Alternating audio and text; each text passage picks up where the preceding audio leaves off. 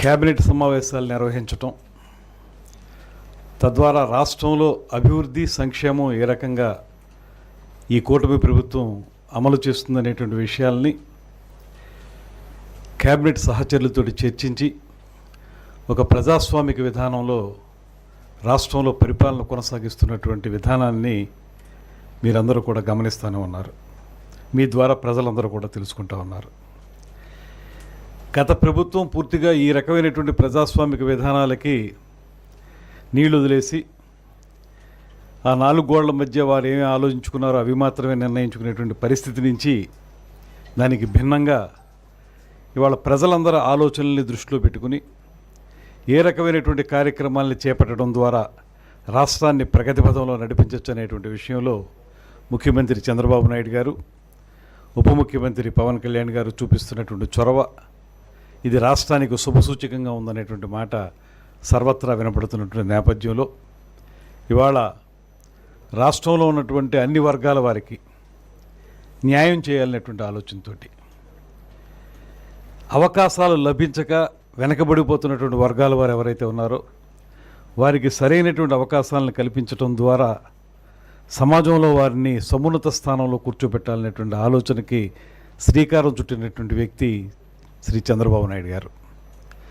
ఆ రకమైన ఆలోచన ఆ రోజు నుంచి ఇవాళ వరకు చేయటం వల్లే ఇవాళ ఎవరైతే దామాషా పద్ధతిలో సరైనటువంటి అవకాశాలు రాకుండా ఉన్నారో ఆ దామాషా పద్ధతిలో ఎవరెవరికి ఏ రకమైనటువంటి ప్రయోజనాలు కల్పించాలనేటువంటి ఆలోచనకి రూపమే ఇవాళ ఈ రకంగా ప్రభుత్వం తీసుకున్నటువంటి నిర్ణయం.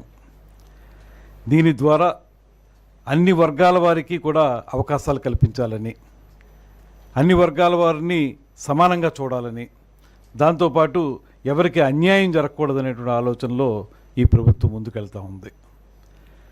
దాంతోపాటు అభివృద్ధి గురించి చూసినా, సంక్షేమం గురించి చూసినప్పటికీ కూడా ఈ రాష్ట్ర ప్రభుత్వం చేపడుతున్నటువంటి కార్యక్రమాలు ఇవాళ గాడి తప్పిపోయినటువంటి రాష్ట్ర పిడిచిన 9-10 నెలలుగా మనం చూస్తూ ఉన్నాం.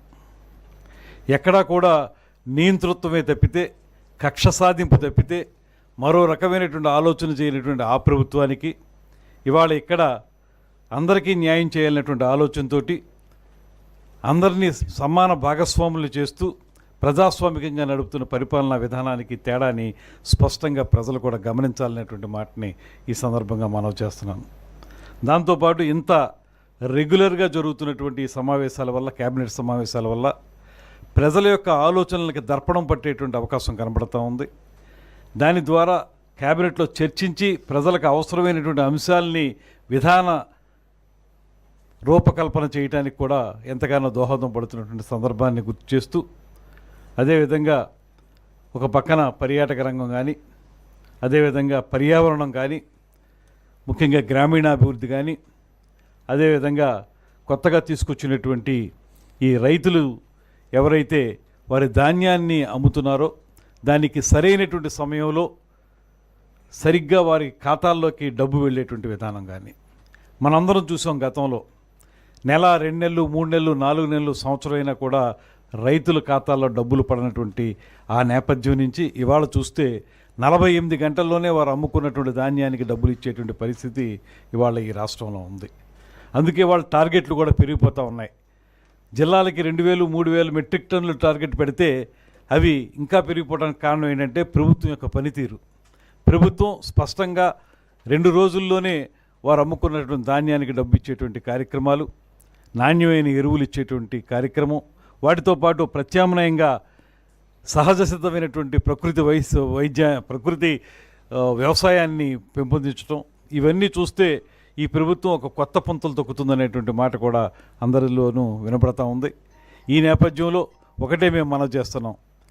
ఇవాళ అందరికీ ఆమోదయోగ్యమైనటువంటి పరిపాలన అందిస్తున్నటువంటి నేపథ్యంలో దయచేసి ప్రతిపక్షంలో ఉన్నటువంటి వారు గతంలో ఎటూ చేయలేదు, ఈ రాష్ట్రంలో ఏ రకమైన అభివృద్ధి చేయలేదు, ప్రజాస్వామ్యాన్ని కూని చేశారు. ఇవాళ ప్రజాస్వామ్యయుతంగా నడుస్తున్నటువంటి ఈ ప్రభుత్వం మీద ఏదో రకంగా బురద జల్లాలనేటువంటి ఆలోచనతోటి మనుషుల్ని వర్గాలుగా విభజించి, మతాల పరంగా విభజించి, కులాల పరంగా విభజించి, మతానికి ఒకళ్ళ చొప్పున ఒక రకమైనటువంటి కార్యక్రమాన్ని ఏర్పాటు చేసి ఏదో రకంగా దుమ్ము వేయాలనేటువంటి ఆలోచన చేస్తున్న ప్రతిపక్షాన్ని ప్రజలందరూ కూడా గమనిస్తున్నారు. ఈ సందర్భంగా మీ ద్వారా ప్రజలకు కూడా తెలియజేసేది ఏంటంటే, ఇది ఒక సమన్వయంతో నడిచేటువంటి ప్రభుత్వం. 3 ప్రధానమైనటువంటి పార్టీలు రాష్ట్రంలో కలిసి ఒక అద్భుతమైనటువంటి సమన్వయంతో ముందుకెళ్తున్నటువంటి నేపథ్యంలో ఈ ప్రభుత్వాన్ని నడుపుతున్న ముఖ్యమంత్రి గారికి అన్ని కులాలని అన్ని మతాలని ఎంత సమానంగా చూడాలో స్పష్టంగా తెలిసినటువంటి విధానం ఉంది. అందువల్ల మీరు ఎంత బురద జల్లాలనుకున్నా ప్రజలు ఇది విశ్వసించరు. అన్ని కులాలని అన్ని మతాలని సమానంగా ముందుకు తీసుకెళ్ళగలిగేటువంటి కూటమి ప్రభుత్వం ఇది. ఈ కూటమి ప్రభుత్వం ద్వారా ఈ రాష్ట్రం పూర్తి స్థాయిలో ముందుకు వెళ్తుందనేటువంటి మాటను మరొకసారి తెలియజేసుకుంటూ, ప్రతిపక్ష నాయకులు మీరు ఎంత తలకిందులుగా తపస్సు చేసినా కూడా, ఏ రకంగా బురద జల్లాలన్నా కూడా, లేని విషయాలు ఉన్నట్లుగా భ్రమింపజేయాలని ప్రయత్నం చేసినా కూడా అవి మీ ఆటలు ఇంకా సాగవో, ఆ కాలం అయిపోయిందనేటువంటి మాటని తెలియజేసుకుంటూ సెలవు తీసుకుంటున్నాను.